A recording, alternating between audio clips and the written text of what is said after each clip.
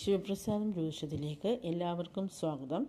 ഇന്ന് നമ്മളിവിടെ പറയാൻ പോകുന്ന വിഷയം എന്ന് വെച്ച് കഴിഞ്ഞാൽ നമുക്ക് ദേവീ ദർശനം, അതായത് സ്വപ്നത്തിൽ ദേവീ ദർശനം ഉണ്ടാവുകയാണെങ്കിൽ അതിൻ്റെ ഫലങ്ങളെ പറ്റിയാണ് ഇന്നത്തെ വീഡിയോയിൽ പറയുന്നത്.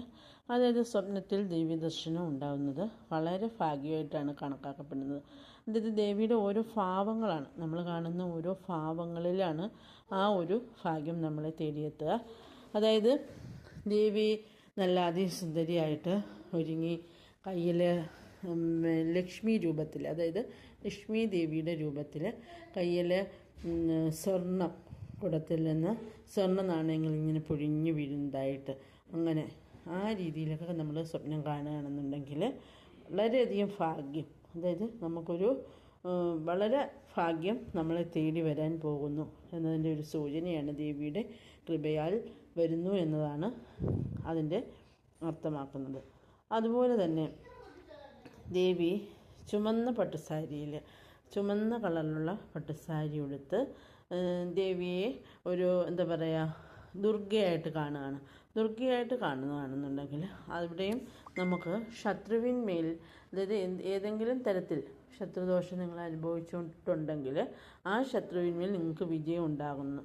അതാണ് അതുമൂലം ദുർഗാദേവിയെ കാണുന്നത് തന്നെ അതാണ് ഫലം. അപ്പം ദേവി അറിയാമല്ലോ, ദേവിയുടെ വാഹനമായ സിംഹവും പിന്നെ അതുപോലെ തന്നെ ദേവി നല്ല ചുമന്ന പട്ടൊക്കെ ഉടുത്തിട്ട് അങ്ങനെ എല്ലാ ആയുധധാരിണിയായിട്ട് നിൽക്കുന്ന ആ ദേവീ രൂപം കാണുകയാണെങ്കിലാണ് ശത്രുവിനാശമാണ് ഫലമായിട്ട് ഉള്ളത്. പിന്നെ നമ്മൾ സ്വപ്നത്തിൽ ദേവിയെ വളരെ എന്താ പറയുക, സ്വർണ്ണവർണ്ണത്തിൽ നമ്മൾ കാണുകയാണ്.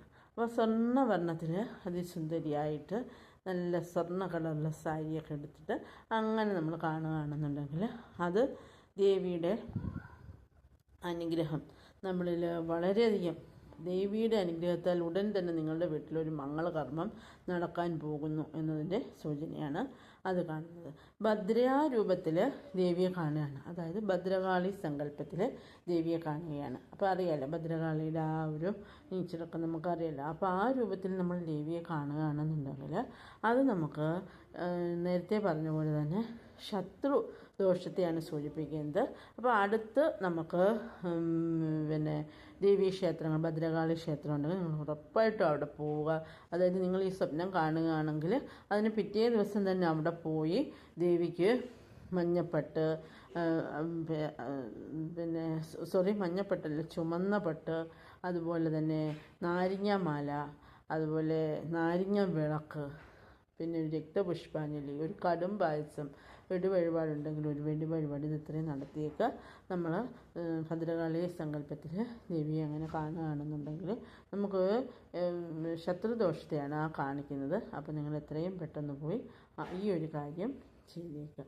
അപ്പം ഇങ്ങനെ ഓരോ രൂപത്തിൽ, അതുപോലെ സരസ്വതി ദേവിയെ നമ്മൾ കാണുന്നത് നല്ല വെള്ള സാരിയൊക്കെ കൊടുത്തിട്ട് സരസ്വതി ദേവിയെ നമ്മൾ കാണുകയാണെന്നുണ്ടെങ്കിൽ, അതായത് വീണയൊക്കെ വീണ മീട്ടുന്നതായിട്ടൊക്കെ നമ്മൾ സ്വപ്നത്തിൽ കാണുകയാണെന്നുണ്ടെങ്കിൽ കുട്ടികൾക്ക് വിദ്യാഭ്യാസത്തിൽ വളരെയധികം ഉന്നതി വരും എന്നതിൻ്റെ സൂചനയാണത്. അപ്പം വിദ്യാഭ്യാസത്തിൽ വളരെ, അതായത് കുറേ നാളുകളായിട്ട് നമ്മൾ ആഗ്രഹിച്ചിരുന്നതാണ്, അതായത് നല്ല ജോലിയോ അല്ലെങ്കിൽ പഠിത്തത്തിൽ നമുക്ക് ഹയർ സ്റ്റഡീസിന് നമുക്ക് എവിടെയെങ്കിലുമൊക്കെ അഡ്മിഷന് വേണ്ടി വെയിറ്റ് അത് ചെയ്തിരിക്കുന്നവർക്കൊക്കെ അതൊക്കെ പെട്ടെന്ന് കിട്ടാൻ പോകുന്നു എന്നതിൻ്റെ സൂചനയാണ്. ദേവി ആ രൂപത്തിൽ കാണുകയാണെങ്കിൽ ഉള്ള ഫലം അതാണ്. ഇനി ചാമുണ്ഡി രൂപത്തിൽ നമ്മൾ ദേവിയെ കാണുകയാണ്. ചാമുണ്ഡി രൂപത്തിൽ നമ്മൾ കാണുകയാണെന്നുണ്ടെങ്കിൽ അതും എന്താണ്, നമുക്ക് വരാനിരിക്കുന്ന ഒരു ദോഷം, അതായത് ശത്രുദോഷം തന്നെ എന്ന് പറയാം. അപ്പോൾ നമ്മൾ ഓം ചാമുണ്ടായ നമ എന്ന് എന്നും ജപിക്കാൻ നോക്കുക. അതായത് പ്രത്യേകിച്ച് ഉറങ്ങുന്നതിന് മുന്നേ ഓം ചാമുണ്ടായ നമ എന്നോ ഓം ചാമുണ്ടേശ്വരി ഇച്ഛൈ നമ എന്ന മന്ത്രം നമ്മൾ ജപിക്കുക. കഴിവതും ഒരു 108 വട്ടം ജപിച്ച് കിടക്കാൻ നോക്കുക. എത്ര വലിയ ശത്രുദോഷം വന്നാലും ദേവിയുടെ അനുഗ്രഹത്താൽ അത് മാറും എന്നതിൻ്റെ സൂചനയാണ്. അപ്പോൾ ആ ദോഷം നമ്മളിൽ വരുന്നുണ്ട്, പക്ഷേ ദേവിയുടെ അനുഗ്രഹത്താൽ അത് മാറിപ്പോവും. അങ്ങനെ വല്ല സ്വപ്നവും നിങ്ങൾ കാണുകയാണെന്നുണ്ടെങ്കിൽ ചാമുണ്ഡി ഭാവത്തിലുള്ള ദേവിയെന്നാണ് നിങ്ങൾ കാണുന്നതെങ്കിൽ നിങ്ങൾ ഈ ഒരു മന്ത്രം ജപിച്ച് ഉറങ്ങാൻ പ്രത്യേകം ശ്രദ്ധിക്കുക.